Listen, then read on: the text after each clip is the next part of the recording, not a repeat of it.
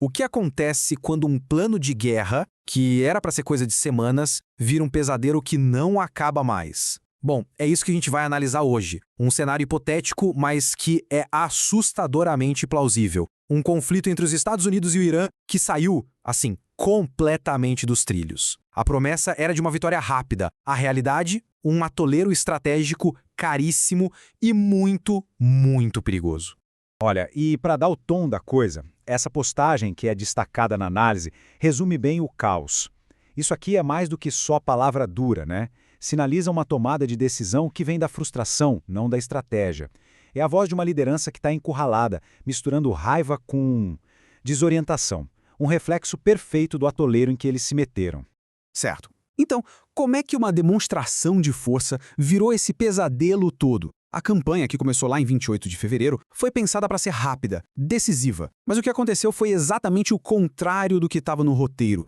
E aqui está o centro do problema, segundo a análise. Uma guerra que era para projetar poder, acabou virando um teste público de competência. O conflito não só está se arrastando, como está gerando um efeito dominó nos mercados globais de energia, uma instabilidade que, sinceramente, ninguém tinha previsto. E conforme a situação piora, a pressão, claro, aumenta. De repente, Washington se vê lutando em duas frentes. Uma guerra lá fora e uma batalha política aqui dentro de casa. A busca, agora desesperada, é por uma saída. Qualquer saída que possa ser vendida como uma vitória. E esse número aqui mostra bem a urgência da situação. 36%. Essa é a taxa de aprovação do presidente, a mais baixa desde que ele voltou ao cargo, de acordo com a análise. O motivo é simples. As consequências da guerra estão batendo direto no bolso das pessoas. A dor é bem real na hora de abastecer o carro. Com os preços passando de $4 o galão, a guerra se traduz em inflação. E o apoio público, claro, vai diminuindo a cada tanque cheio. Um lembrete constante e caro dos custos desse conflito. E a pressão não é só interna, não. Lá fora, os aliados estão pulando fora do barco. A França se distancia, as monarquias do Golfo ficam com o pé atrás, com medo de retaliação, e dentro do próprio Pentágono, a crise é clara, com a demissão de oficiais de alta patente bem no meio da campanha. Agora, vamos virar a mesa e olhar para a estratégia do Irã, que é completamente diferente. Teherã não está jogando para ganhar nos termos de Washington, não. O objetivo deles é outro. E aqui está a grande contradição. Enquanto Washington busca uma vitória militar clássica, uma saída limpa, Teherã tem um objetivo muito mais simples: sobreviver. Para ele, sucesso é resistir, revidar e usar a geografia para impedir uma solução fácil. Eles não precisam vencer, eles só precisam não perder. E é nesse ponto que a geografia se torna uma arma poderosa. A análise chama a estratégia do Irã de coerção econômica pela resistência. Ao ameaçar o fluxo de petróleo pelo Estreito de Hormuz e atacar a infraestrutura de energia, o Irã impõe custos não só para os Estados Unidos, mas para a economia global inteira. E com isso, eles ganham um poder de barganha gigantesco. Com objetivos tão diferentes, não é de se espantar que a diplomacia esteja num beco sem saída. Várias tentativas de mediação de países como Paquistão, Turquia, Omã, todas falharam, uma atrás da outra.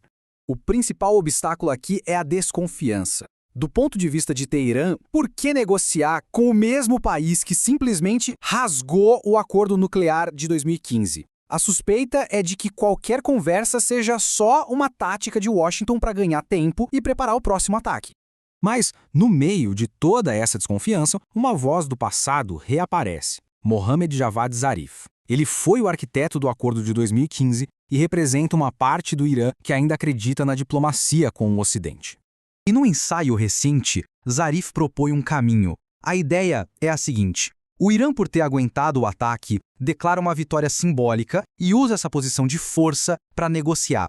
A proposta é, na verdade, uma reedição do acordo de 2015, limitações nucleares em troca do fim das sanções e da volta à economia global. Só que essa proposta do Zarif parece que já nasceu morta. A reação da linha dura no Irã foi imediata e, assim, furiosa.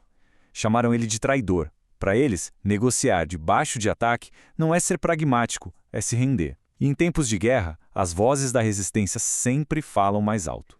E com isso, a gente chega na conclusão da análise e na grande ironia desse conflito. Em vez de forçar uma solução, a guerra só está fazendo os dois lados se enterrarem ainda mais em suas posições. É um verdadeiro ciclo vicioso. Em Washington, a frustração alimenta um discurso cada vez mais radical, que acaba mascarando a confusão estratégica. E lá em Teherã, Cada dia de sobrevivência reforça a crença de que resistir é o único caminho e que diplomacia é a armadilha.